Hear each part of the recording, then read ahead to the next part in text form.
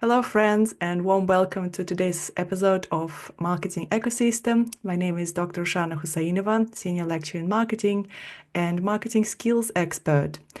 And today's discussion is about something I'm really passionate about. It's quite a new concept of regenerative marketing. And it's my absolute pleasure to welcome today's guest, Professor James Norman, who is a professor of sustainable design at University of Bristol. Very warm welcome, James. Thanks. I've met James and we have met as part of the career development seminar series that I was facilitating at University of Bristol. And I got really interested in the concept of regenerative design. I don't know whether it was because it's a sustainable and really rings true to my own values, or because my husband is also an engineer, and some of the things that you were talking about around engineering design were kind of things I was familiar with from our home conversations. And it then I attended your book launch event. It was Regenerative Engineer, wasn't The it? regenerative structural engineer, yeah. Thank you. Yes, it was fascinating, really. And that's how it got me thinking about marketing should also be regenerative, right? So that's the journey. Jay, thank you so much for agreeing to come and have a just really informal, relaxed discussion about this. So, can you tell me a little bit about how you arrived at regenerative engineering? Yeah, for sure. In 2019, there was something called the Structural Engineers Declare movement. It was actually architects declare first, and then structural engineers were like, we should be part of this, which was essentially engineering practices around the world and architectural practices around the world making pledges to commit to doing better in terms of the climate emergency and the biodiversity emergency. And in those pledges, the word regenerative appears a number of times. And I went to a talk. It wasn't a talk. It was the iStructy Awards, actually, ceremony in 2021, I think. And there was a short video about what needs to happen. And a chap called Chris Wise, again, was talking about regenerative design. And I realized that structural engineers have no idea what it means, including myself. And I realized that all of these practices had signed up to a commitment to do this thing that they didn't actually know what it was. And it was important that we found out what it was. I decided to write a book. I actually decided to write it that night at the award ceremony. I was like, right, let's just write a book on this. I set myself the goal of writing a book in a year from conceptualization to delivery. So that was November. So I gave myself from the 1st of Jan to the end of the year. It actually took just over 2 years to write the book. Mm. And that was because of a number of things. And actually, this is partly a marketing conversation. So the first version of the book we wrote was very much we don't know anything about this topic. Mm. We're going to learn as much as we can about it, and we're going to tell you about our journey and share our story with you as the reader. And I think there's a lot of power in that in terms of taking someone with you. But the publisher, who are the Institution of Structural Engineers, so they're like a learned body, they represent structural engineers, kind of when you become a chartered structural engineer, you become a chartered structural engineer with them. And they were our publisher. They didn't want a book like that. They wanted a book which was authoritative and where rather than the learner, I was the expert. Mm. And so we reframed the entire book, and which is why it took a bit longer to write because our reviewers were like, well, it's all very nice, but actually you need to present yourself as the expert. So we kind of went through an entire rewrite process, and we did that 2 or 3 times to get to a point where we were happy with the outcome. And in the process, we learned loads, and actually we did do lots of positive changes to the book. So we started off like with it being very much our personal journey, and so all of the case studies that we gathered were on our own sort of doorstep. So they were very UK centric, really kind of Bristol Southwest centric case studies. And a lot of the best work that's going on in the regenerative design space is happening outside of the UK and other parts of the world. Okay. So with the new version, the updated version, we went. Sadly, I didn't visit, but I just did online meetings with people in the Philippines who were doing amazing work around building houses out of bamboo and creating a whole industry doing that in really exciting ways. I spoke to guys working in Rwanda who designed this amazing university campus for their agriculture college out in Uganda, project called Rika, designed by Mass Design. So I was chatting to them. And so it was really exciting to kind of see what work was going on around the world and to gather that. So the final version of the book is something I'm very proud of. And yeah, it kind of really, I think, cemented what regenerative design was in kind of an abstract way, but also what it might look like for a structural engineer to be regenerative. Oh, that's so interesting. So, I understand it's a very holistic approach, right? Yeah, It's not just how you supplement, I don't know, cement with some other more sustainable materials. yeah, indeed. So, what would be the most regenerative kind of designed building? What would that look like? That's a good question. And my answer is going to be one of those really annoying answers where there is no most regenerative design building because I think you Mm, have to think about context, you have to think about outcome. And to me, what we should be working towards is a built environment, so a global scale, mhm. which is no longer releasing carbon dioxide into the atmosphere, Yeah. that is enabling biodiversity to flourish rather than decline, is, actually removing microplastics from our environment, is reversing the impacts of ocean acidification, whilst also enabling people to flourish and to become educated and to have decent jobs and have access to food and medicine and all of that sort of stuff. Yeah. And that's a that in a way, regenerative design is only going to be successful when we've got there. So that's like the goal. That's where we're trying to get to. And then the question becomes, what projects can we do now which would enable that to start to emerge? And I think that's a much more interesting question. So things like Rika, what I loved about Rika, which is this project in Rwanda, was it wasn't just about creating a building. Through Mm. the process of creating a building, they generated whole new industries which use much more sustainable forms of construction than were being currently used in Rwanda. They wrote design codes which could then enable other people outside of Rwanda to also enable these sustainable forms of construction to emerge as well. So it created kind of a cultural shift and is still creating a cultural shift. And so there are these projects which act as catalysts, which enable bigger change. And I think when we talk about regenerative marketing, which is really what this is all about, to me, that's what regenerative marketing is about as well. It's about how do we generate conversations or topics or ways of seeing things which don't just impact on the individual product that is being marketed or the service that's being marketed, but actually change the way we perceive the entire system and engage with the entire system. So I think a really obvious example would be the palm oil adverts with the monkey in the bedroom, saying it had nowhere to live. Like that raised awareness of a much bigger issue than just selling a single product. So to me, that feels like how marketing could be used as a way of enabling a product to still continue to be utilized, but in a way that feels like at the same time we're changing the way people perceive the world and the things that they can do. Yeah, I think it's indeed it's quite a grand and systemic approach, isn't it? Yeah, Not just changing one thing. There is education that plays a big part, yeah, and just discussing this, being contributed to the discussion in the ways we perceive business operations. So one of the things that I'm interested in, speaking of regenerative marketing, I think all marketing should be regenerative in the long run, yes, and we should be moving towards that.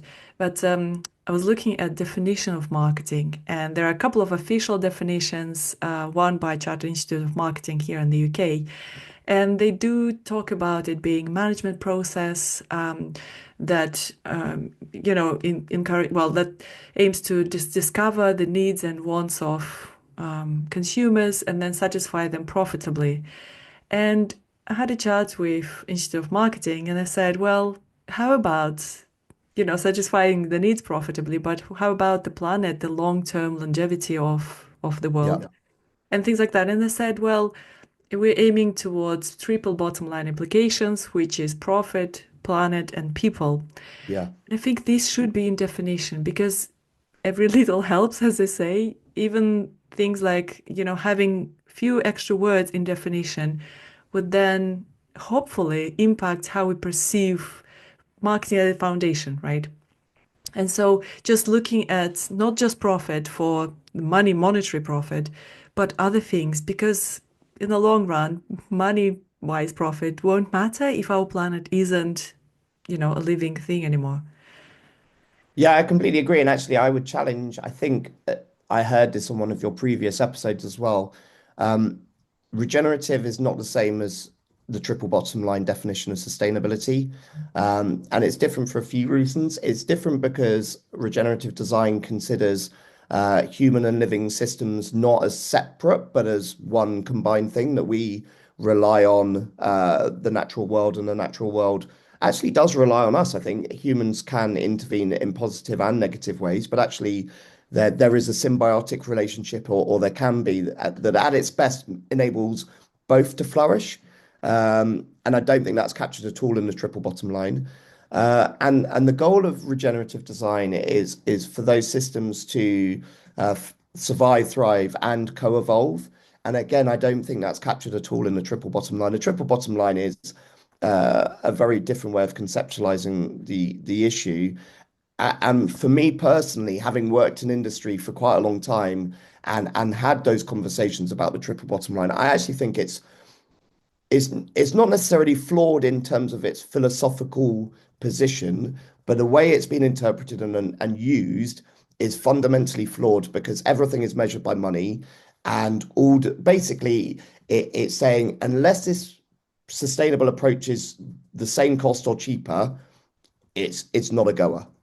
So it's not actually a triple bottom line. No one is adding up the three columns. They're only looking at the financial column, and then they're saying if we can achieve some social good or some environmental good at no expense to us, we're in. But if it's going to cost us, then it doesn't matter how good it is, how much it's going to save. We're not interested. Which to me is a very limited and very negative, really, view of the potential that we have to make a positive impact.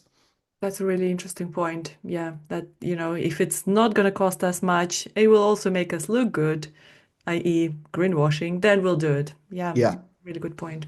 yeah. Okay, so let's look at there's a concept of marketing mix, right? That looks at product, price, place, and promotion.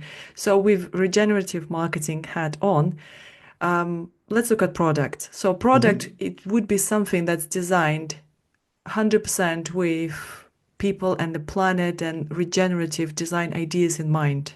Is that right? And you have an example of the denim company that we were discussing.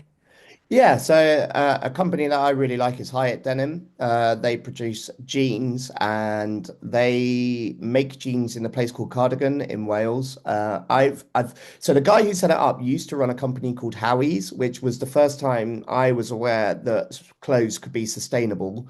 They talked about organic cotton and the fact that their clothes were made in nice factories in Turkey, I think was what they said. And before then, I hadn't really thought about where my clothes came from. Anyway, Howie's got bought out by Timberland, and then I think they bought themselves back. But Mm. by then, the guy who set it up left, and he set up this jeans company called Hyatt Denim, which started making jeans in Cardigan. And Cardigan used to make a lot of jeans, and then, as many things in the world, it got outsourced. So the jeans factories closed down in Cardigan, and their mission was to get Cardigan making jeans again, but in a different way. So they're not trying to compete with sort of the mass-produced items that are made around the world. Instead, they wanted to make jeans which were, let's be honest, they're very expensive, Mhm. but they're durable. They come with a lifetime of free repairs. So I have a pair now, which in fact my wife has banned me from wearing because they've fallen apart so much. But I've sent them in 3 or 4 times to have them repaired and patched up, and each time it kind of gives them another year or two of life before they need to be sent in again. They have this whole thing called the No Wash Club, which encourages you to wash your jeans as rarely as possible. So their minimum goal is 6 months, but they encourage you to try and not wash them for at least 2 years. And again, it's about trying to change culture. So the reason this is regenerative is it's changing culture. It's changing the way we view our clothes as not something that's disposable, but actually something that should have longevity and should be repairable. It's changing the way we think about how we clean our clothes because actually we don't often have to wash our clothes as often as we think. And every time you wash your clothes, that's where most of the environmental impact is in your clothing, especially if it's a product that is durable and you're not wearing it once and throwing it away, becomes the cleaning of your clothes repeatedly. So actually encouraging people to reconsider how they treat their items of clothing in that regard as well. And the other thing about it is both of those things are transferable into different items of clothing. So it could become a lifestyle choice to do that for other things, not just the things that they provide. So to me, they are helping people think differently about the whole clothing industry. They don't they now make to order, so they don't have mountains of jeans which at the end of the season, if no one's bought them, they just throw away because they don't want to devalue the product, so they don't have a big sale. They actually make them to order. They do lots of things that are all about kind of changing the way we perceive our clothing, and they have the whole local community based kind of approach to production. So they live in the community, they work with their community, the jeans get made in their community, and it's about bringing kind of commerce and life back to that community in a really positive way as well. Yeah, that's fascinating and so impactful. So if we look from marketing point of view, the product is of super high quality, locally produced as much as possible, utilizing local community. Moving on to pricing, of course, it has to be premium pricing, but the business model then accounts for all those repairs and all this high quality product. That's Yeah. reflected in pricing. Hopefully, I'm really hoping making them profitable financially as well. And then moving on to promotion. So they are emphasizing this idea of community, the no wash club. Also, you mentioned, I think, the email marketing as well Yeah. initiative. Yeah, can you tell me a little bit Yeah, more? so they send out a weekly email, which is quite a fascinating read. Mm. And they just look around the internet and find stories to share and products to talk about. They big up other products that are coming from their local community. And so it's a really nice way of marketing their product. I assume it's incredibly low cost. They're not paying loads of money for adverts because they're using their email as a vehicle for talking about their product. But they also just talk about loads of other stuff. You're not hit by the first six items on their list of their products. Often there's nothing about their products, or if there is something, it's right at the end. They're Mm. just, you feel like you're joining a community of people who believe in the fact that things could be done different or better, which feels a very nice way of doing this. And I think there are a few different organizations that I know of that advertise in this way, I guess, but this feels the most positive community sort of building approach that I've come across. And the guy who runs it, David Hyatt, has written a book called Do Mail, which is all about how his approach to the email. I guess there is that thing about market saturation. So when they started doing it, which was over 10 years ago, I didn't know of anyone else doing that. I think it's become more common that people do this, and there's only so many emails you want to get from different companies telling you about all of this different stuff. Like one or two a week, it feels like a nice amount. If you get more than that, so they got in early. So it's not that necessarily other people could replicate and do the same thing, but it's more to learn from the fact that they saw a gap, they took the opportunity, and again, it's not just them spamming you with stuff about their product. It's about them really telling you about loads of interesting stuff, which then builds a relationship. I probably buy a pair every 2 to 3 years tops, Mhm. but I'm constantly aware of the brand because these emails drop in my inbox every week. Yeah, and creating that brand loyalty, as they call it in Yeah, marketing, and also just adding that value. And so it's not just about the product, indeed, it's about the shared values, the community, and interesting stories, right? And absolutely. so yeah, that leaves us with the final P of marketing, which is place. And where do they sell their jeans? Is So it they're just based in Cardigan, and predominantly they sell via online. But they do have a shop in the factory in Cardigan that you can visit, I think, in theory. Although they often don't have very many jeans to try on because they literally do make them to order. Mm. Um, and they have other things going on, which I know are not completely novel, but if you change size, shape, and your jeans no longer fit, you can send them back and they give you a voucher and they resell the jeans. Mm. So I guess those jeans might be in their shop as well in Cardigan. But I think it's the fact that they are really committed to the place and they really like the place is part of the identity of what they do. And also they're bringing positive change into that space as well. Yeah, it makes me think about some other brands like, for example, I've just learned recently about Viva Barefoot shoes. They Yeah. have a website called Reviver kind of thing, where they indeed resell shoes that didn't suit someone or someone just kind of grew out of or didn't suit them for other reasons. To create that community of people who care about minimalist shoes, about their feet health and Yeah. things like that. So shared values again, isn't it? Absolutely. Yeah, absolutely. Yeah. And another company that I really like and have been subscribing since the beginning is On have a shoe called the Cyclone, which their whole branding for that was you don't own the shoe. So they provide the shoe as a service. So they send me a shoe. When the shoe's worn out, I send it back, and they have designed the shoes to be fully circular. So they're designed to be deconstructible. They can recycle every single part of the shoe. They can then use that to make new shoes. And so I don't pay for the shoe. I pay a monthly subscription to have trainers on my feet. And again, I love that idea, and I love the idea of circularity in the design. And I think one of the really big positives I hope they take from it, and I don't know if they are, is as they get these shoes back and they're able to see like where they're wearing out, where things aren't quite working, if they could update this bit or change that bit, actually maybe the shoe would last a couple of months longer than they currently do. Like almost they're able to get all of that user information from the worn out shoes, which most trainer manufacturers would never see because at the end of the life you just stick them in the bin. Mm. Yes, and that's very interesting. Again, I'm really amazed at the role of education, how companies can and should and often try to educate consumers. What Yeah. I'm observing, though, it's quite interesting that it's something called willful ignorance. I've recently learned, and maybe it's, I should have known ages ago, but I've recently learned about cotton, conventional cotton farming. It's Yeah. farming, like how cotton is grown, it requires so much water, and then how it's harvested in some countries with the use of child labor. And there are some casualties sometimes as well in the process of harvesting. And I used to think of cotton as a just this nice, breathable, healthy, good for everyone kind of fabric. But it isn't.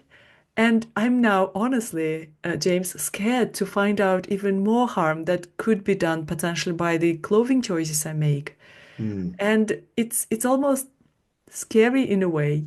And that idea that, to stay fashionable, you need to replace your jeans or any other kind of clothing, handbags, accessories, every so often to just stay fashionable in Yeah. a way. Yeah. And how do we educate consumers and everyone in society that this isn't the way, perhaps? Do you have any?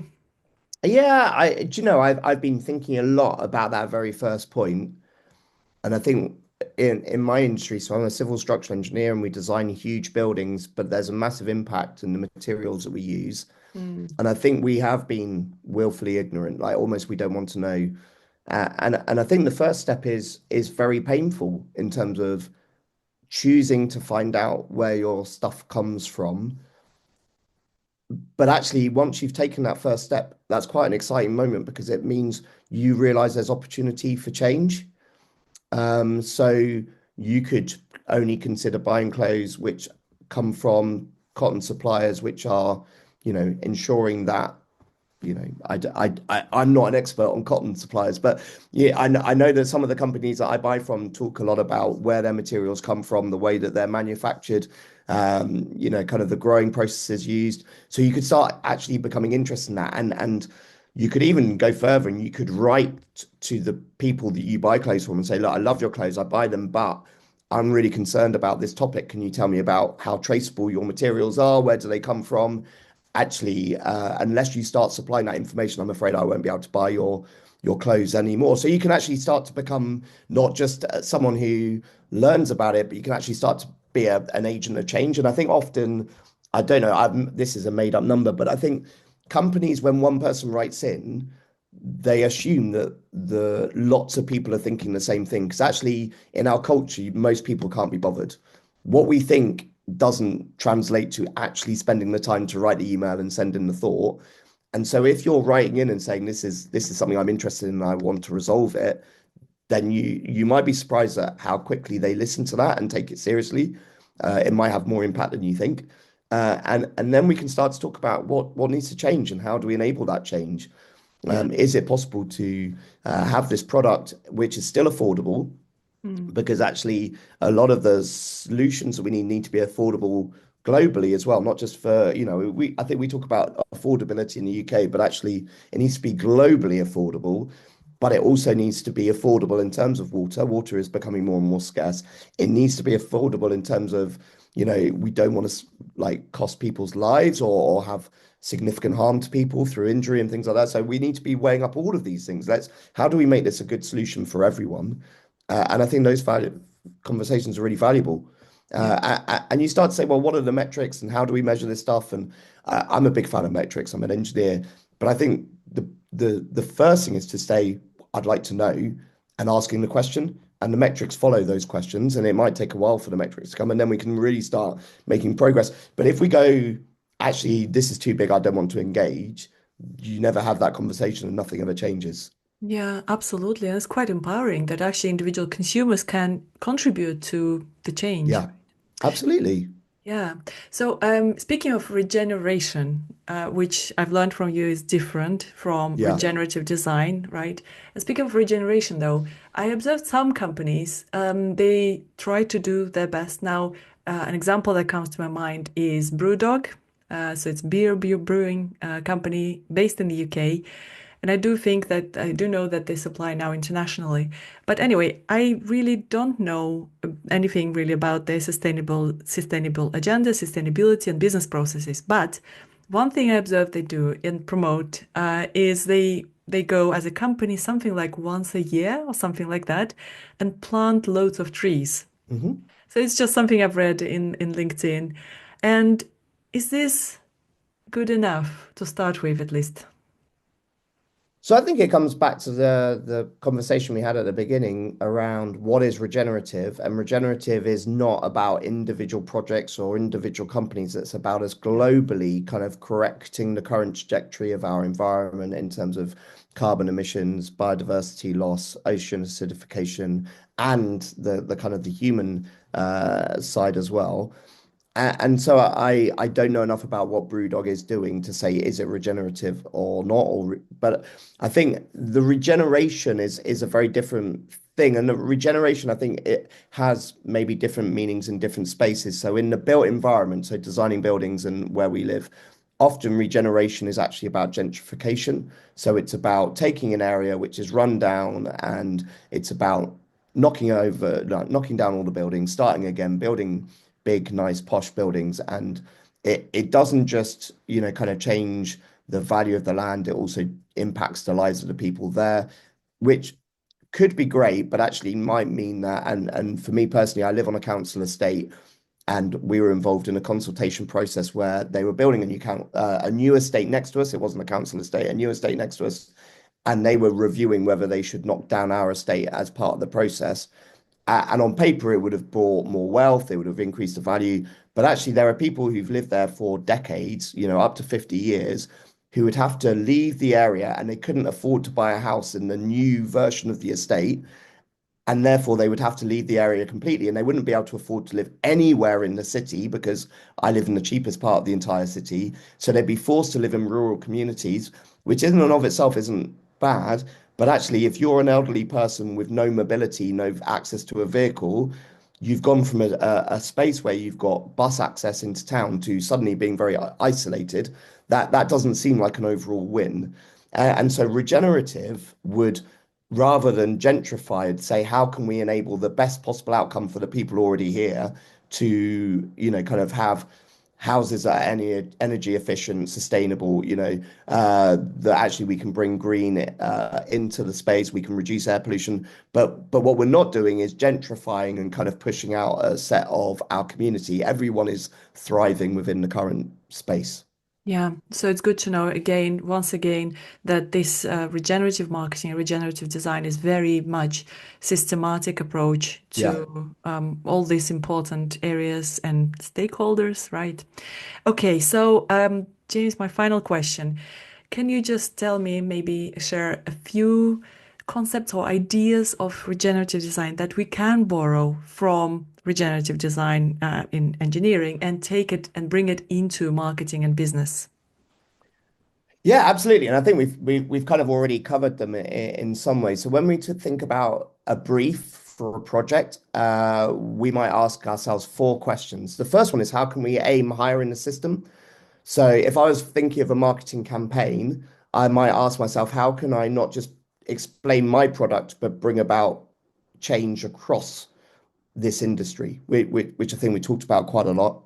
The second one is to re-establish interconnection. So I explained earlier on that regenerative design is about understanding that we as people are interconnected with the natural world and with each other. And so how do we re-establish that sense of interconnection with the natural world and with our communities? And how do we design things so that we create those connections? So the Hyatt denim example I gave you, one of the things I really liked about it, an email, I guess, is quite one directional, but I'm learning about not just the company, but their community, other products that come from that community, other initiatives that they're seeing. And to me, I feel more connected into that community now than I would do if I wasn't part of that product. I think interconnection is also about reconnecting with nature in a profound way and actually learning from nature, which at the most core level is just about spending time not inside built environments, but in natural environments and really utilizing that and dwelling on that and thinking about how can we bring forward some of the things that we see here in our environments in which we live. And again, I think you could do that through marketing. The next one is to aim to build symbiosis. So what we mean by that is really where are the win-wins? Where are the opportunities for more good to happen across the board? So a really simple example might be in forestry, where at the moment, if you're going to look after a forest well, you actually have to do selective felling to remove some of the trees to enable the other trees to really flourish. And that's quite expensive to do. But if there were a market for those trees that we were cutting down, we could then encourage the flourishing of the forest, because actually a poorly maintained forest is not as biodiverse and is not as good as a well-maintained forest. But we could also generate products that we could utilize to make into buildings or into paper or whatever it is that we want to use it for. So we then end up with a win-win. We're winning, nature is winning, we're absorbing more by allowing the trees that are left in the forest to grow more. We're enabling more locking in of carbon dioxide by utilizing the trees we've cut down in buildings. We're locking them into things that could last 50, 100, 200, 300 years. So that we're winning on lots of fronts and we're generating profit, we're generating income for people. And I'm not anti-income. I think we all need the money to live. It's just thinking about how do we balance income with all the other needs that we have. So again, in marketing sense, I think the question is where do we see the win-wins? How do we enable these things to occur? It might be about benefits for the community and for the organization or whatever it might be. And then the final one is to enhance the capacity to self-organize. And this is maybe a bit more tricky to explain, but we basically efficient systems often prioritize putting all your eggs in one basket, to use a saying. And so that is the cheapest way of doing things, but it's not the most resilient and it's not the most robust way of doing things.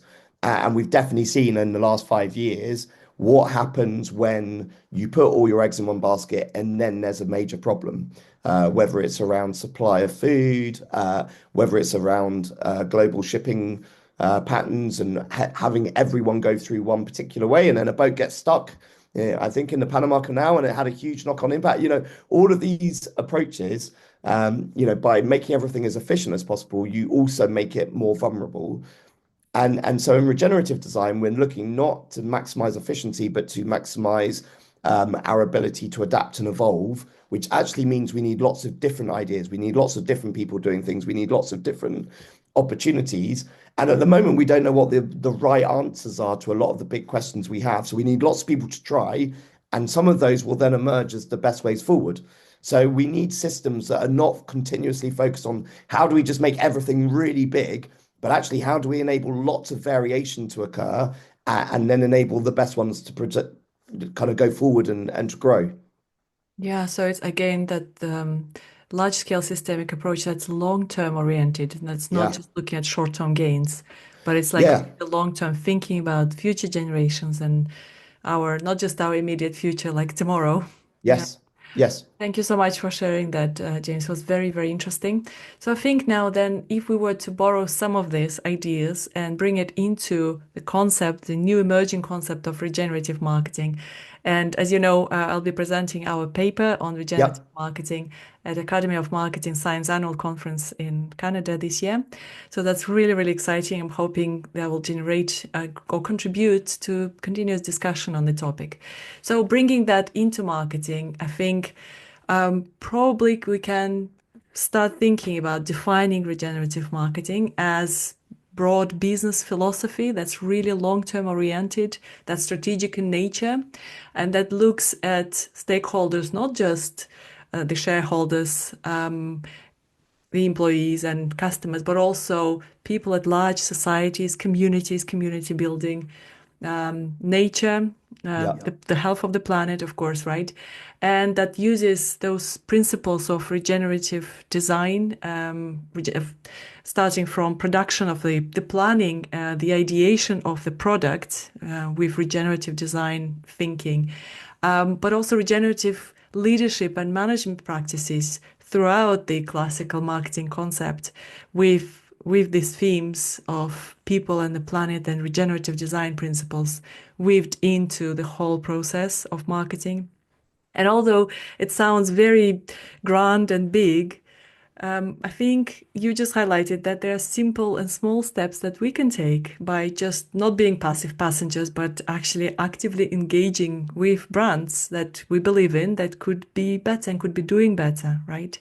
Absolutely.